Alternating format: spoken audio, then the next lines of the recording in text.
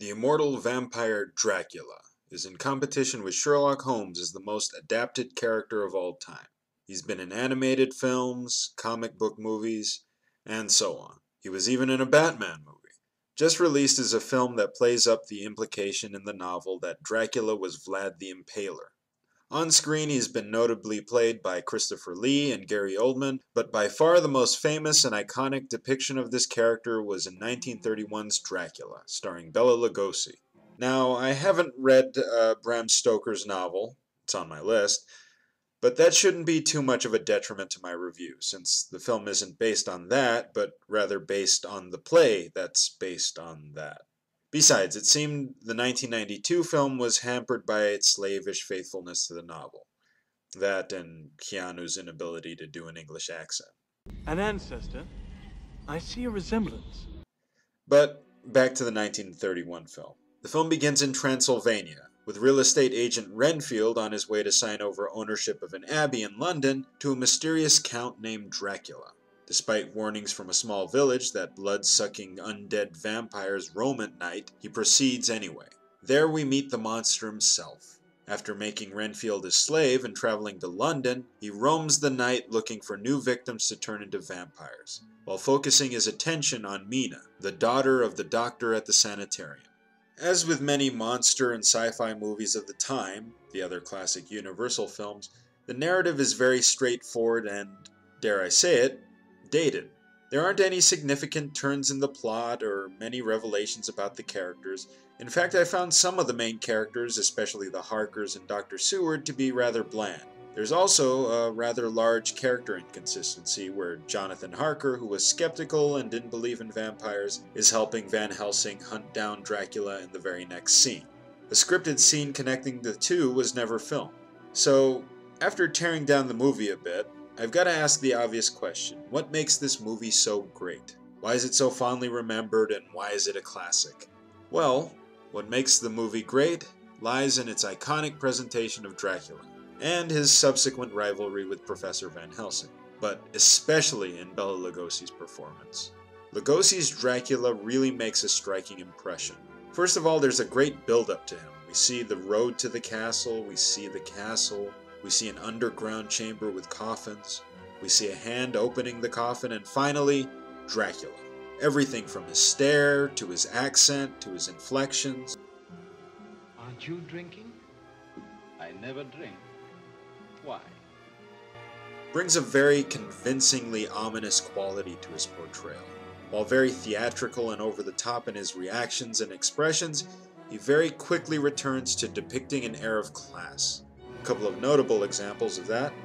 Dracula very calmly and formally shows Renfield his quarters, then, in a snap, after Renfield cuts his hand and starts bleeding, we see Dracula's expression change to that of desperation and thirst. Then another quick change to a look of fear at the sight of a cross, then right back to being calm and formal.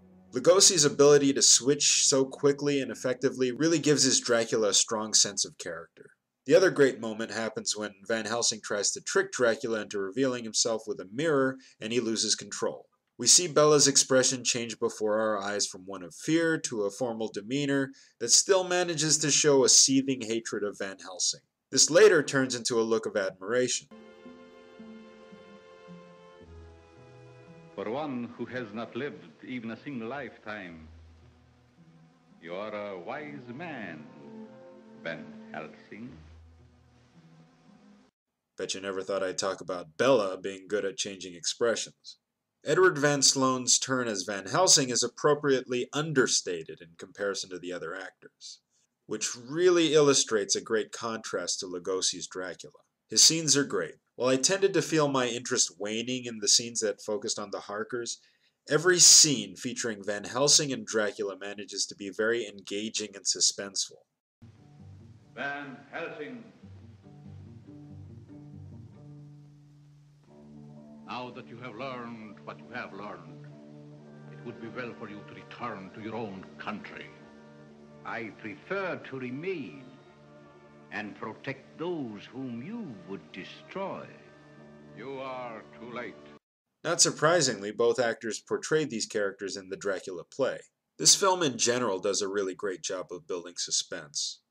As with the aforementioned introduction to Dracula, the use of slow panning of the camera coupled with simply ambient sound and the vast and appropriately lit sets is really effective. Cinematographer Karl Freund, who at some point took the reins of director of the film, employed German expressionism in the sets and lighting, adding a nice surrealism to many of the scenes. The great things in the film shine through in spite of numerous production problems. The film was intended to be a big-budget direct adaptation of the novel, but the Great Depression made Universal not want to take the risk. And although there's great stuff to cover it, the budget really does show at times. Notice that the characters constantly reference wolves that are never seen. What's that? Running across the lawn. Looks like a huge dog. Or a wolf? A wolf? Interestingly enough, the lack of budget seems to highlight the fact that it's based on the play, which allows us to more easily accept the cheaper-looking aspects of the film.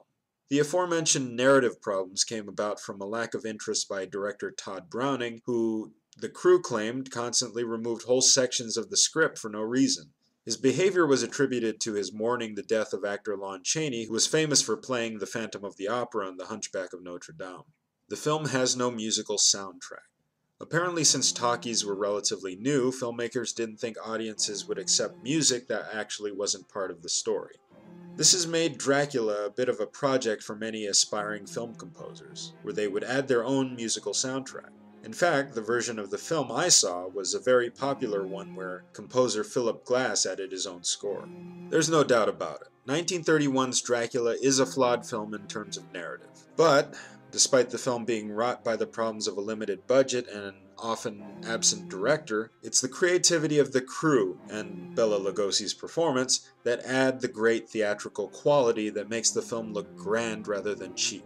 In terms of setting a proper mood, establishing an interesting and unique character in an interesting and unique world, this film excels and manages to earn its place as the iconic Dracula depiction.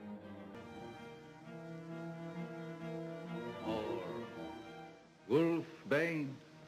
More effective than Wolfbane, Count. Indeed.